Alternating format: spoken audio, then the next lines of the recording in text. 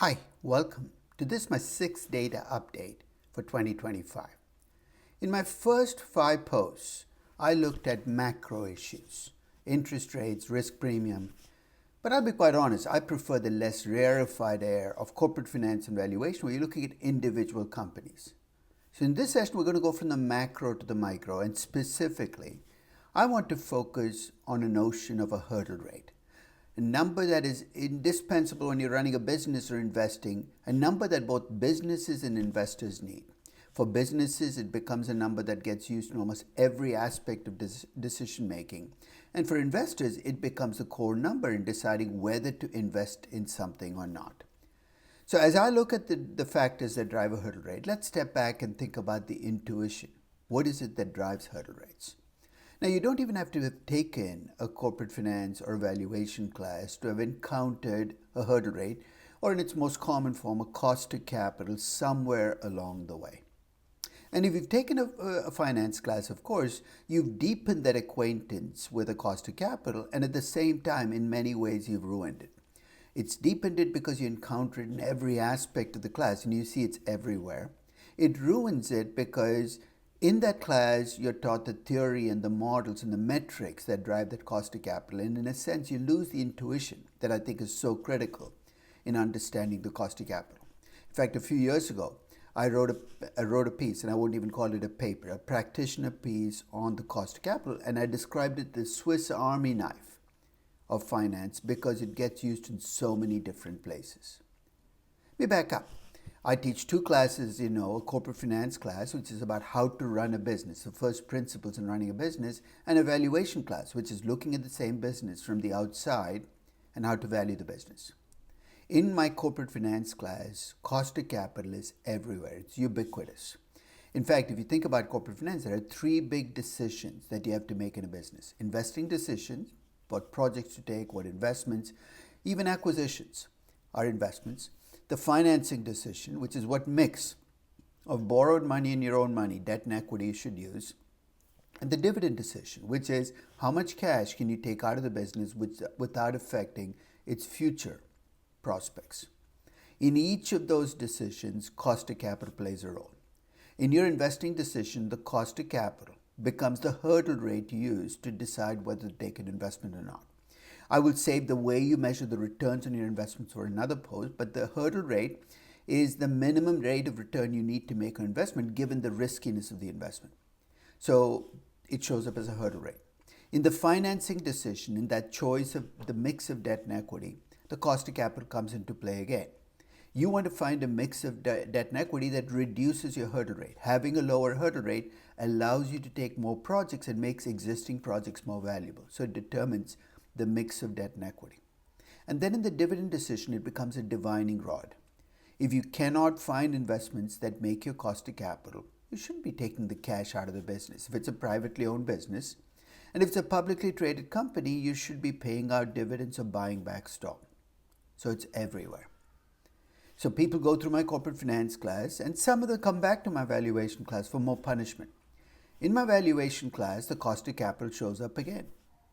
It becomes the number in which you reflect the risk in your cash flows. It's a risk-adjusted discount rate that used to discount the cash flows generated by a business to come up with the value of the business. So when I describe it as a Swiss Army knife, you can see it's all over the place. And the reason I draw the distinction between its many uses is the way you think about it and use it can vary depending on what context it's used. In the investment decision, it's an opportunity cost. It's what you can expect to make on a different investment of equivalent risk. In the financing decision, it's a cost of raising funding, a very different issue. In the dividend decision, it's an overall cost of capital for the entire company. And in valuation, it's a risk-adjusted number so that you as an investor get a sufficient return to cover your risk. Too many confusions in the cost of capital come from thinking it's the same thing being used in all of these different places.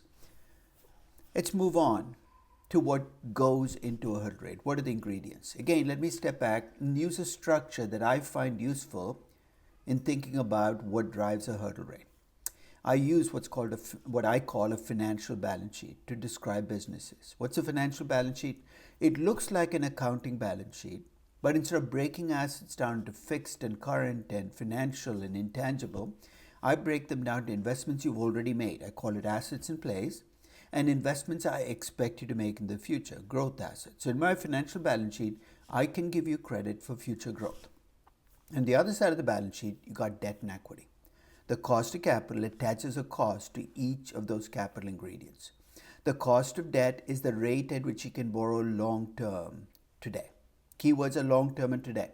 It's not the rate at which you already borrowed at, it's not what's on your books, it's what you can borrow money at today.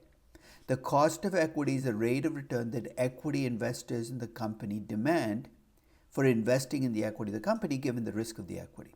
And the cost of capital is a weighted average that reflects how much you use of each.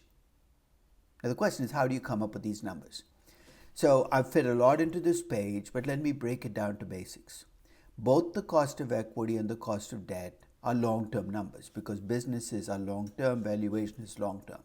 You start with a long-term risk-free rate in the currency of your choice. If you remember in my last data update, I talked about how risk-free rates vary across currencies. So you got to make a choice. Are you going to do your cost of capital in US dollars, Indian rupees, Brazilian reais, or euros? The risk-free rate reflects that choice. The next set of numbers have nothing to do with your company. The risk premium. For equity, it's the equity risk premium. If you remember all of the things that went into it, including macroeconomic uncertainty, investor risk aversion.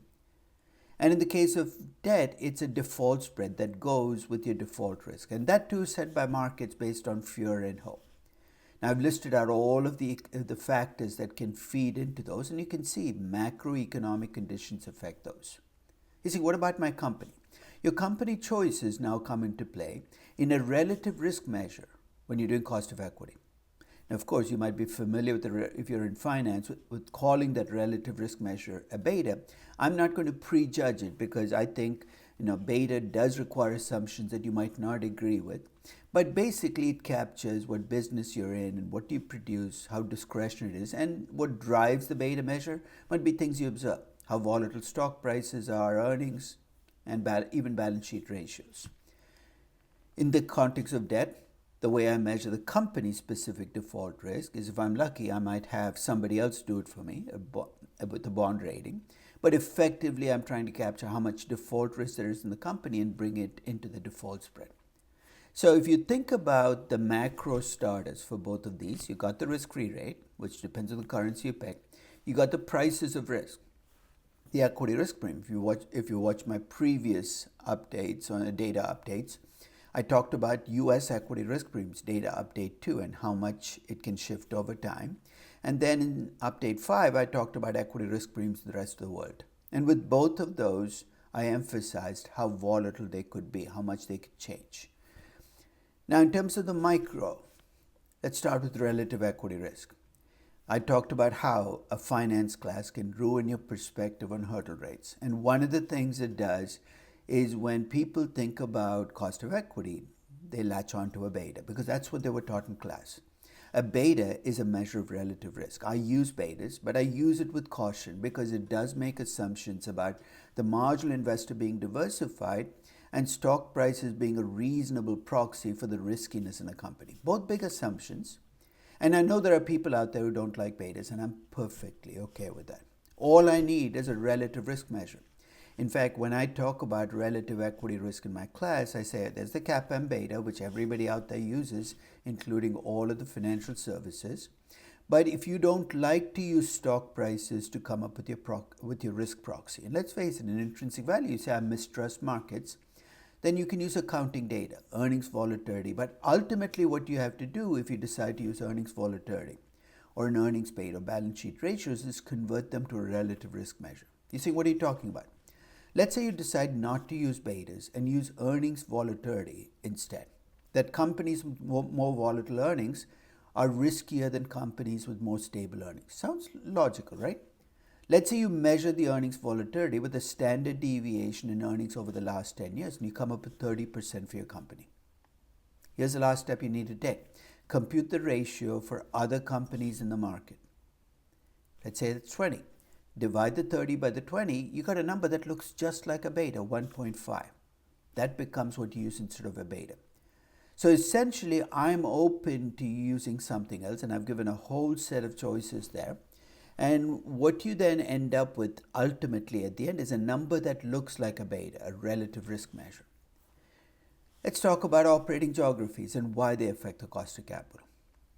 The conventional practice in valuation, I've never understood this practice, is to look at where a company is incorporated and give it the equity risk premium of that country. So if you're an Indian company, you get the Indian equity risk premium. A US company, you get the US equity risk premium. Already you can see the absurdity of this practice. You can be an Indian company like Infosys that gets 90% of its revenues outside India. You can be a US company like Coca-Cola that gets 60% of its revenues outside the US, and I'm giving you a premium based on where you're incorporated. So here's my alternative.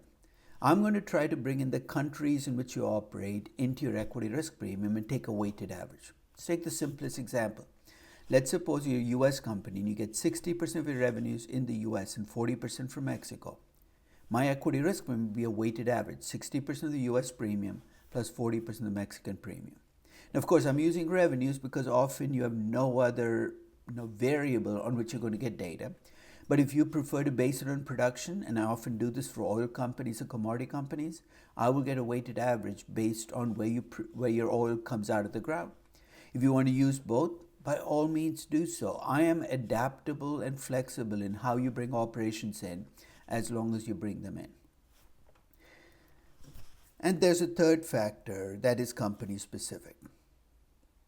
Your company's default risk is basically a measure of how much chance lenders see that your company will not pay them.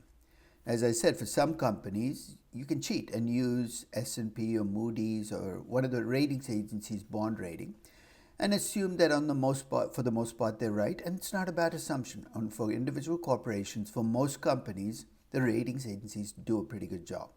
So if you're a triple B rated company, there's a default spread that goes with triple B ratings that I can use for you. That takes you to, remember, I start with a sample size of 48,000 companies. You can get ratings for a subset of those companies, and for the rest of the companies, you still have to assess default risk and bring it into cost of debt. A little trickier.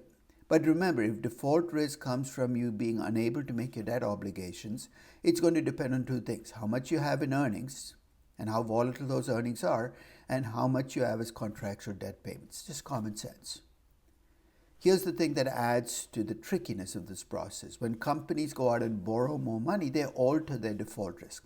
By altering their default risk, increasing their default risk by borrowing more money, they also increase their costs of equity and costs of debt. So the ingredients are there. They're not complicated, but they're messy. So I'm going to tell you how I tried to estimate these for the 48,000 plus companies in my sample. First, I chose to compute the cost of capital for every company in US dollars. Again, it's not because I'm being US-centric, but because I want to be able to come up with aggregated, consolidated numbers across these companies. And I cannot do that if they're in different currencies. So my risk-free rate is a US dollar risk-free rate. And at the start of 2025, I used the 10-year T-bond rate of 4.58% as my starting risk-free rate. Obviously, as we go through the year, that number is going to shift, but that's my starting point. For my equity risk premium, I started with the implied premium for the US, and if you remember in my last update, I talked about how I get equity risk premiums for the rest of the world. And I had to cheat here because remember I said in a perfect world, or even in a pragmatic world, the equity risk premium for a company should come from where it operates. Because I have 48,000 plus companies in my sample and my raw data doesn't give me a clean breakdown of revenues for most companies, I had to stick with the assumption, and it doesn't make me happy, that the equity risk premium for a company is the equity risk premium of the country in which it's incorporated. For the default spread, I updated the default spreads at the start of 2025, and you saw that in update 5. But now let me talk about my relative equity risk measure and how I came up with the default risk for the company. For my relative equity risk measure, I chose to stay with the kappa and beta, and I do it with open eyes. I talked about the limitations of it, But I do have two things that I think lead me to stay with it. First, rather than use company regression betas, which is what a lot of people use when they use beta, and I think that's a very sloppy way of estimating beta, I use industry averages for every company, adjusted for the differences in leverage across companies. So that's how I get my beta. For my default risk, first I look at the companies which have ratings, and for those companies I use the rating. I'm not going to want to estimate ratings from scratch if somebody's done it already. For the other companies which don't have ratings, I first look at an interest coverage ratio, which is operating income divided by interest expense, and I have a lookup table that allows me to come up with a synthetic rating. If that doesn't work, then I use the volatility in stock prices as a backup measure, but at the end of the process, I come up with a measure of default risk and default spread for every company. For the weights, I use the market cap as market value of equity. For the debt, I use total debt, including lease commitments. And today, of course, in much of the world, accountants have come around to my side. And finally, the cost of debt we're talking about here is an after-tax cost of debt, and I use the marginal tax rate of the country in which the company is headquartered. And I do this for all 48,000 companies. Why do I do it? Because at the end of the process, I have a cost of capital for every company, and I mine that to see if there's something I can learn. So let's start by looking at cost of capital by sector for global companies. So there's my sample, 47,810. They're broken down by sector. These are the S&P sector breakdowns. And I've computed the distribution of cost of capital within each sector.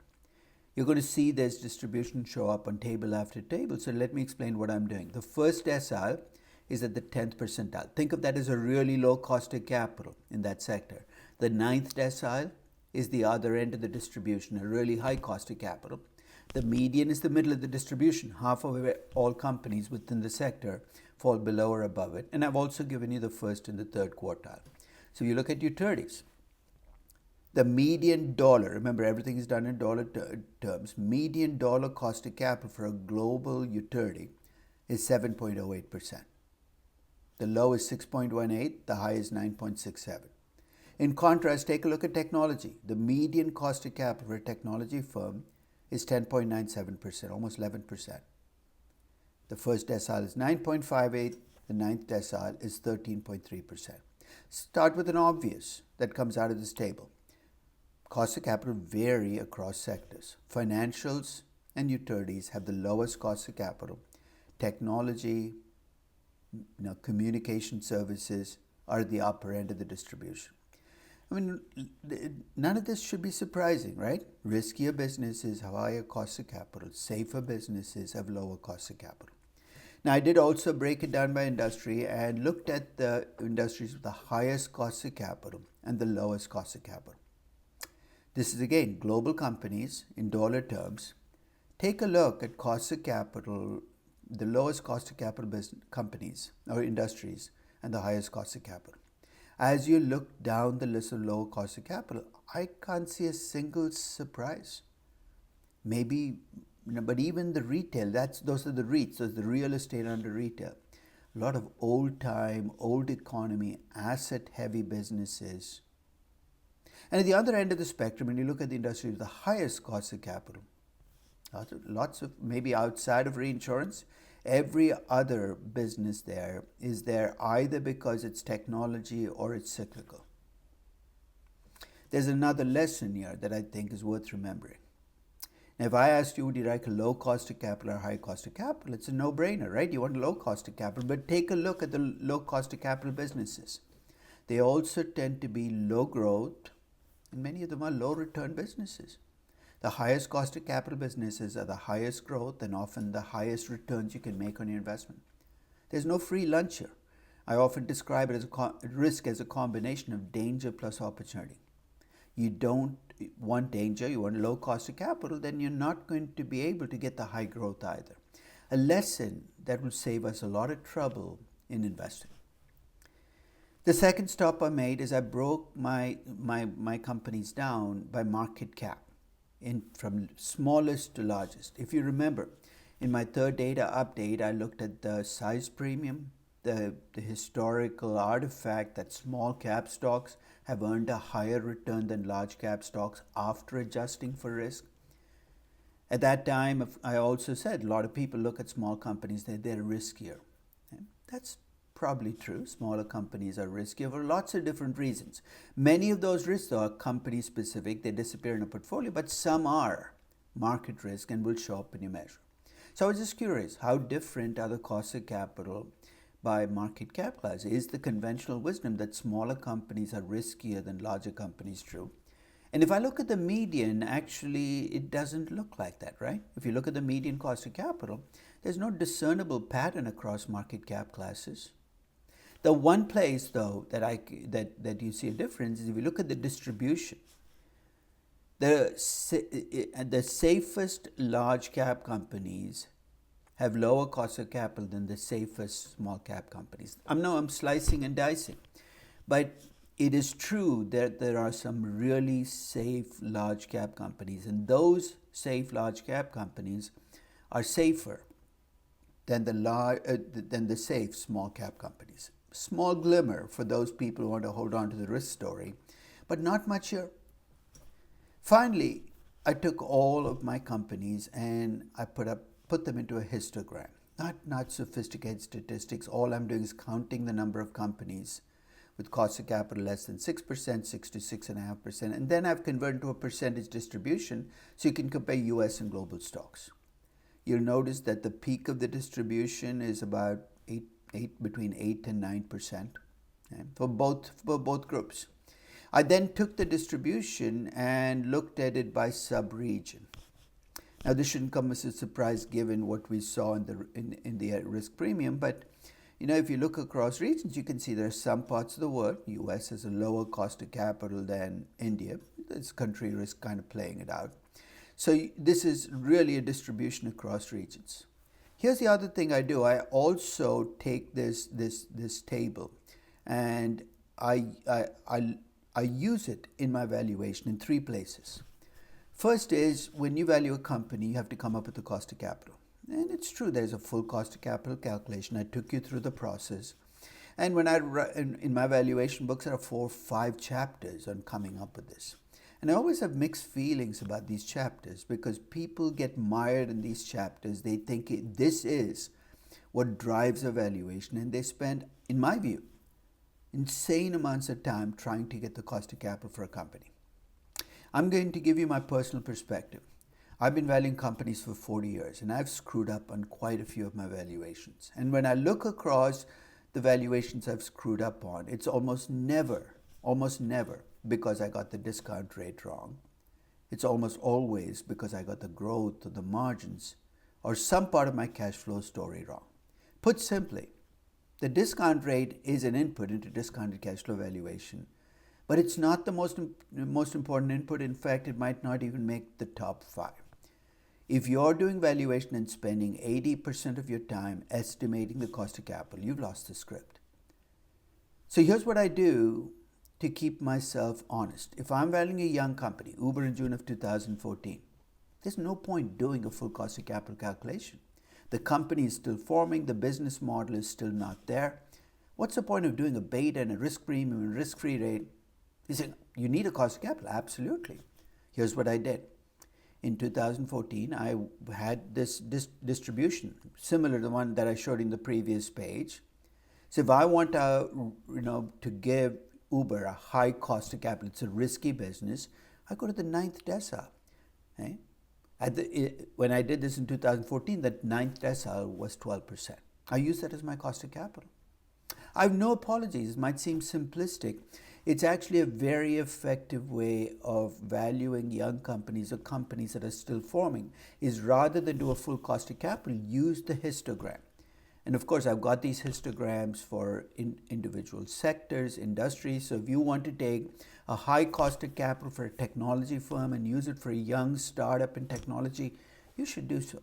So it helps in the cost of capital calculation. Second, it helps you to counter what I call fantasy hurdle rates.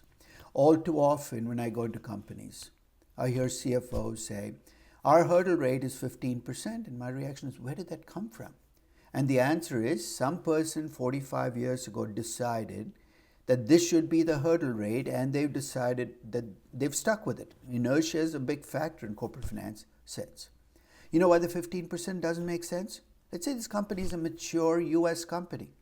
If you're using 15% and the median cost of capital is 8.35 and the ninth decile is 10%, you're just making up stuff. This is not a hurdle rate. This is just a made-up number. You're driving an entire business based on a made-up number. Investors have their own version of fantasy hurdle rates. I've seen investors value companies say, I'm going to use a 15% discount rate or a 20% discount rate. Why? Because I'd like to make 20%. What I like to make and you like to make can't become hurdle rates because we've got to live in the world we're in. And in the world we're in, the T-bond rate is 2% and the equity risk premium is 5%. In what universe are you going to get away demanding 20% and finding companies that actually meet your threshold? And the third thing that you can factor in is when you look at those distributions, I do them every year because the numbers shift every year. If you go back to my 2022, start of 2022 post, and you look at my cost of capital around the world, I think the median cost of capital for a US company was less than 6%. You think, what happened? The T-bond rate was 1.51%. The cost of capital is dynamic, and this allows you to kind of stay with it. I don't like rules of thumb precisely for that reason, because rules of thumb get dated very, very quickly.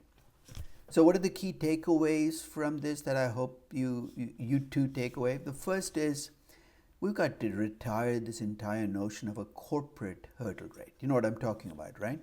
You go to Procter & Gamble, they say our corporate hurdle rate is 9%. It's one of the most dangerous notions out there, and here's why. Once you put a hurdle rate for the company, what do? You start attaching it to every project the company takes. And if it's a multi-business company, you're attaching your 9% cost of capital, your riskiest business and your safest businesses. And I'll let you think through, because I'm going to fill out the details, what that'll mean. So first, it leads you to use, and if you're doing an acquisition of another company, guess what you do? You use the corporate hurdle rate to value that company. The corporate hurdle rate is almost meaningless most of the time. It might have some very selective uses.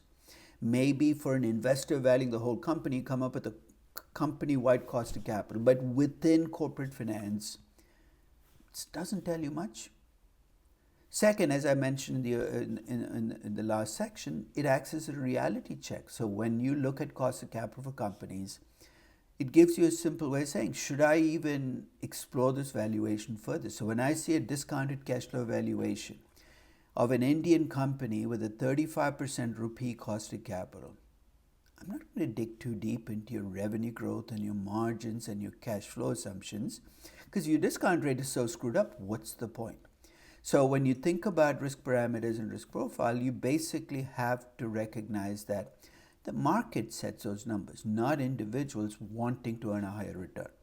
The third, and this too I mentioned earlier, it's a dynamic number. Why do I make that case? Because a lot of people, and especially this is true on the corporate finance side, a lot of CFOs don't like the way I've estimated hurdle rates because they change all the time. They say, I'd like something stable. No, me too. But again, you got to live in the world you're in. If you live in a world where interest rates are volatile, risk premiums are changing, how the heck can your hurdle rate be 9% all the time? And finally, again, re-emphasizing something I've said before, hurdle rates are not where business and valuation battles are won or lost. And put simply, I've never heard a company that became great because it finessed its hurdle rate. In fact, I've heard lots of companies that have become amazing companies that have never once stopped along the way and said, can we lower our hurdle rate? Why would you care? If you're making 35% returns on your projects and investments, does it matter to you whether your cost of capital is 10% or 9%? Conversely, I've never heard of an investor who became better at investing because he could compute hurdle rates better. There is a kernel of truth to the Warren Buffett saying, hey, you know what, use a fixed number, 8%, 9%, move on. I can live with that if you're really good at forecasting revenue growth and margins and cash flows. So don't make this about getting the D in the DCF right. Focus on the CF part. I hope you found the session useful, and I thank you very much. for listening.